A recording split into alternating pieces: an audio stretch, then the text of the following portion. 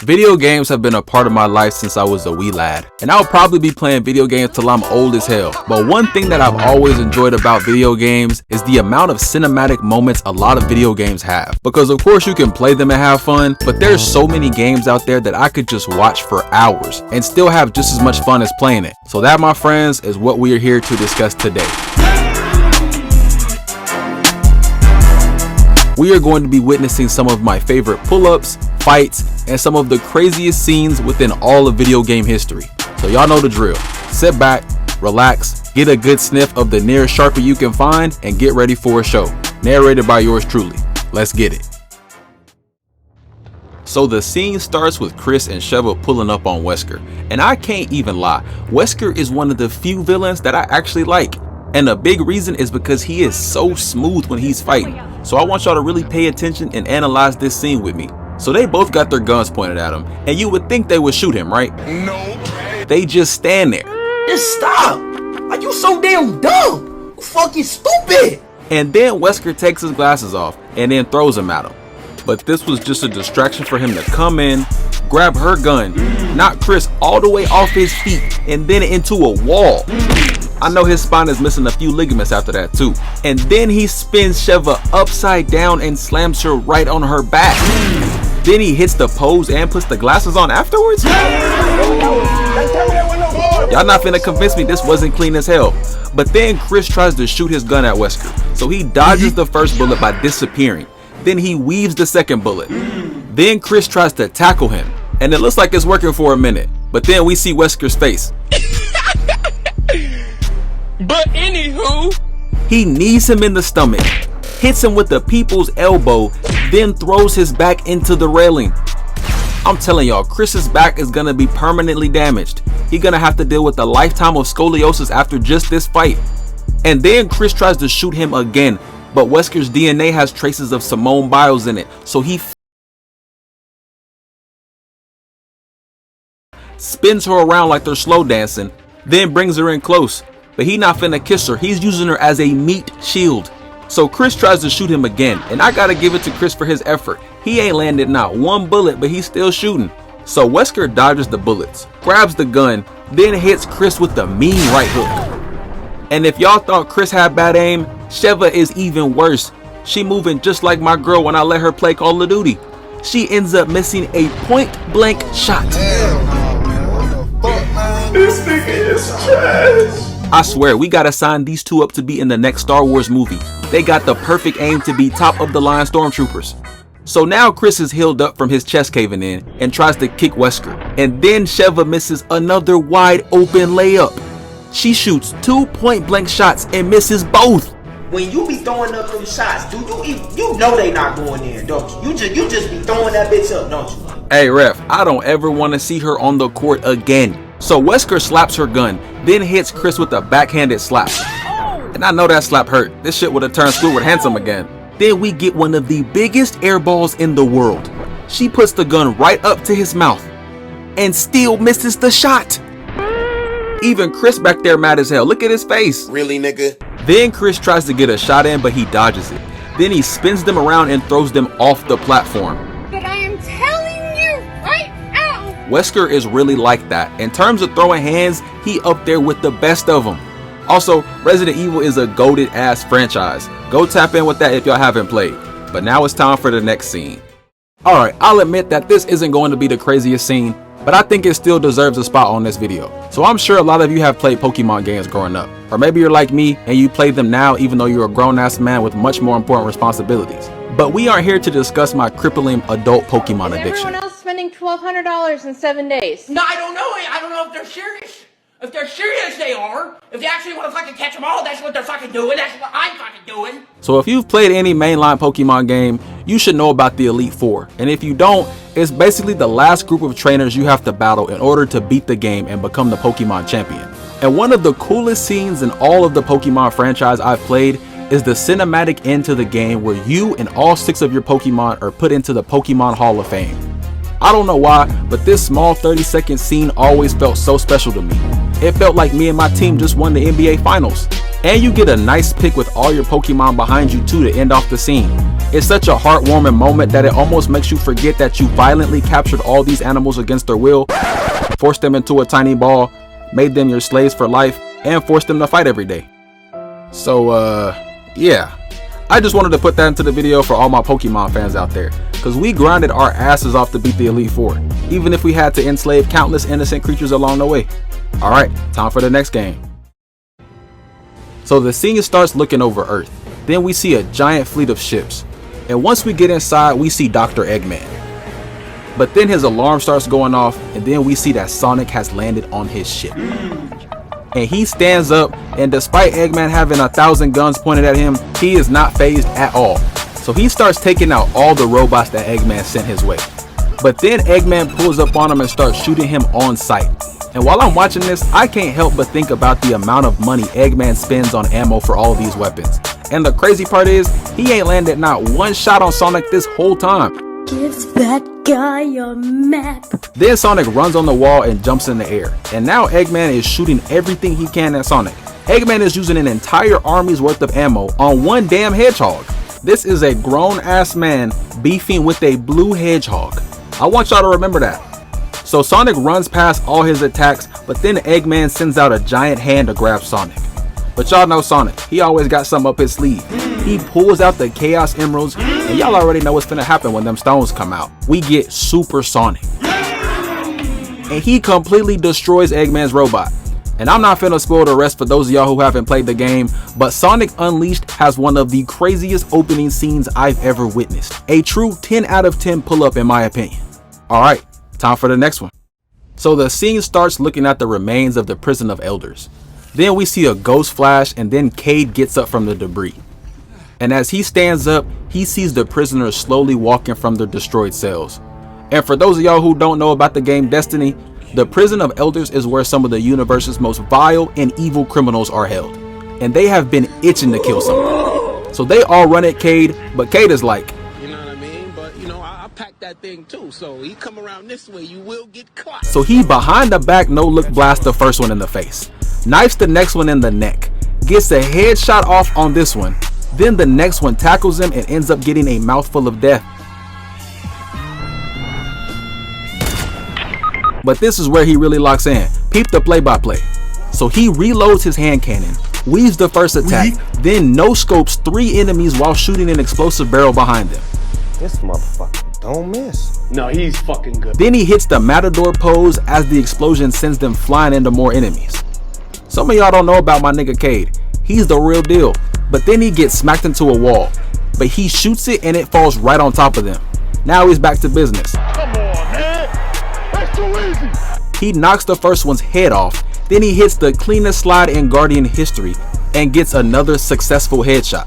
These are beautiful plays we are witnessing. If y'all didn't play Destiny, y'all really missing out. The action and cutscenes in this game are elite. But now it's time for a true cinematic battle sequence. So the scene starts with a Jedi named Ko Sin talking to a bounty hunter after a big battle, but then a spaceship pulls up. So he tells the hunter to leave and that he will take care of whatever's on the ship. And as the ship doors open, we see 2 characters by the name of Darth Vindican and Darth Malgus. And they are pulling up ready to smoke whoever is in the way. And I can't lie, these niggas got that shit on for real. Minus the Sith waist trainer he got on, this might be one of the best fits I've ever seen a Star Wars character wear. But like I said, they ready to smoke whoever is in the way. So he pulls out his dual-bladed lightsaber and runs towards the Jedi. But Ko Sin wasn't alone, he got an apprentice with him too, and she goes by the name of Satil Shan. So now it's time for the fight. And I want everybody to pay attention, cause this scene right here is better than damn near every fight in the Star Wars movie universe.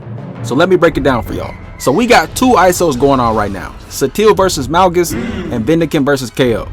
But then they switch opponents and start fighting for real. So then KO goes for a strike, but it gets blocked by Vindican. Then he slides under Vindican's blade and hits a clean ass dodge right as Vindican was trying to stab his face. But now it's time to see what Satil is up to. She goes for a strike, but he deflects it.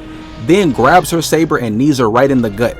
Then pulls his saber back to stab her. But y'all gotta see what KO does right here. He throws his saber to make Vindican think he was about to hit him, but it was a pump fake the whole time. The saber was meant to hit Malgus. Gotcha, bitch! This was an elite play. Normal Jedi can't even fathom pulling something like this off in battle. So the saber goes back into the hands of KO, and then Satil sees her moment to strike. She jumps up, spins, and kicks Malgus right in the chest. Then we cut to see Vendikin and KO fighting again. Then Satil jumps up to try to finish him off. But then Vendikin pulls out the old faithful Sith technique whenever you're about to lose, lightning. And anytime you're fighting a Sith and see them put their arm up like this, you got two options. You can run for your life, or you can prepare to become a well done steak, cause that lightning is about to cook you. So after cooking Satil, Vendikin goes to stab KO, but then he uses the force to push him away. But this is where KO has to leave Satil behind so that she can go on and complete the mission. And now he has to take on two Sith Lords by himself. But before he could go to fight them, Satil throws her lightsaber at him. He catches it, ignites it, and gets to work. He's blocking both their attacks at the same time. And I'm telling y'all right now, your favorite Jedi is not moving this clean. He is dual wielding a double-bladed saber and a regular saber at the same time while fighting two Sith Lords. And mind you, one of them also happens to have a dual-bladed lightsaber too. I would have cut off at least one of my legs, if not both, trying to pull this off. And just as Vendikin tried to electrocute him, he blocked it first, then he sent the lightning directly at Malgus. Sensational. Then hit a spin move and sliced Vendikin right in the face. And oh nah, we gotta keep a mask on that nigga. His chewed up gum face looked like it belonged right under a school desk. And I don't know why he looking at me all mad. I'm not the one that hit you, he did. So they get back to fighting, and now KO is going on the offensive. He jumps in the air and force smashes the ground, sending Malgus flying away. Then Vendikin starts running the fade with KO, but this is exactly what KO wanted. He blocks both his attacks, then he spins around to make him think he has an easy kill shot. But that was all part of the plan. He uses his other lightsaber to stab him right in the stomach. Did him so bad now he's permanently stuck on Vormir guarding the Soul Stone. But hey, I'm telling y'all, this was an elite game with elite fight scenes. I'd rather watch this scene alone than watch any of the current Star Wars movies or shows. So yeah, if y'all haven't checked out Star Wars The Old Republic, go tap in right now. But now, it's time for the next one. So the scene starts with these gray ghost Ben 10 looking ass creatures called Dusks surrounding Sora and the gang. And due to Sora, Donald, and Goofy being asleep for like a whole year, they are out of shape and severely drained of magic. So they all collapse on the ground and the Dusks start doing a dance to celebrate their victory royale. But then we see an all-black figure appear on a nearby rooftop. And if you zoom in on their feet, you can see that these are the limited edition all-black Rick Owens boots. So whoever this person is gotta be rich as hell. They probably own Disney or something, but hey, I don't know. So the Dusks jump to attack them, but then he appears.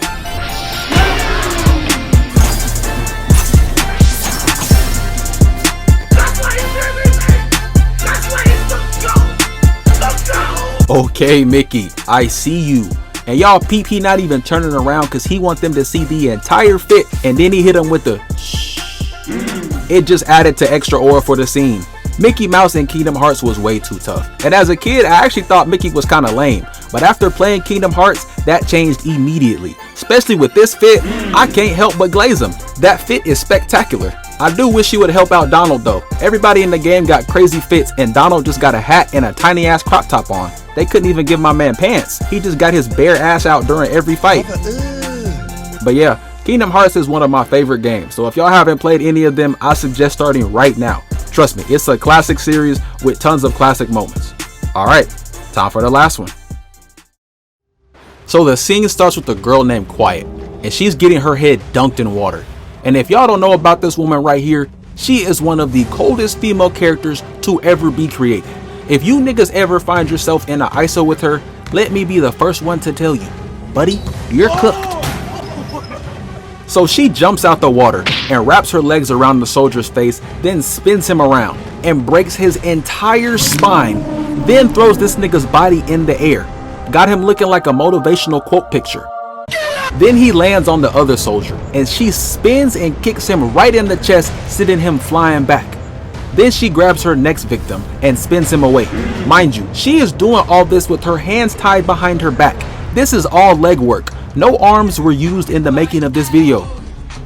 Then she hits one of the craziest moves I've ever seen. She hits a perfect slide, then 2-foot kicks this guy and finishes him off by biting his neck. And I know I seen this move before. She must have been watching Twilight before this, because Edward hit the same move on Victoria's lying ass. And turns out it's one guy still alive. And she lifts her leg up and drop kicks him right in the nuts.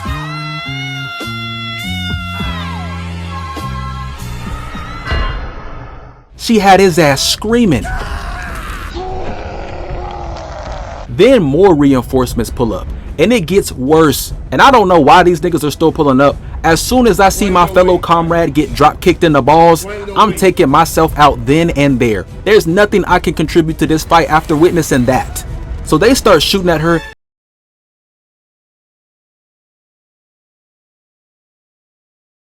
And this caused him to shoot his own teammate. Then the first guy gets up and goes to cut her with his combat knife, but she moves her arms up and makes him cut her hands free. Then she catches his knife, spins off into the air, jumps on his back and stabs his neck. Sensational. Then she flips off of him to give the other guy a 69. And I'm not talking about the sex position either. She stabs this man in the balls 69 times. I'm telling y'all, it's not too many female characters moving this crazy. Matter of fact, it's not too many characters moving this crazy, to be honest. Oh, I forgot to mention too, the game is called Metal Gear Solid 5. Solid series. Go check it out if you haven't. But yeah, that's it for this video. Hopefully y'all were entertained and enjoyed y'all's time. It's so many scenes I left out for this video, but don't worry, this will be an ongoing series on my channel from here on out. So if y'all got some scenes in mind, drop them in the comments and it just might be in the next episode. Also wanted to show y'all the upcoming video schedule for my channel. So next week, we got the second episode of Valid Crash Outs. Then on the 21st, we got Ash versus Cynthia. Then on the 28th, I'm gonna try to drop the greatest side characters video, but I will be with my family for Thanksgiving, so I'm not sure if I'll be able to drop it, but I'll keep y'all posted. Then for the first video in December, we got Conquest versus Invincible. And after that, we got the worst girlfriends in fiction. Or if I haven't put out the side characters video, I'll drop that one. But I'm tired of talking to y'all. Cue my outro music. I just threw away my paper, I don't write stuff. I tell her bro he tweaking, tell him tighten up. I might go visit Johnny, might go brighten up. Adobe Photoshop with the Glock, the way it light up. In the night, young nigga, I fuck the night up. I carry that fire, bitch, I feel just like Mariah. I was running from them boys, fought around and fuck my tie up.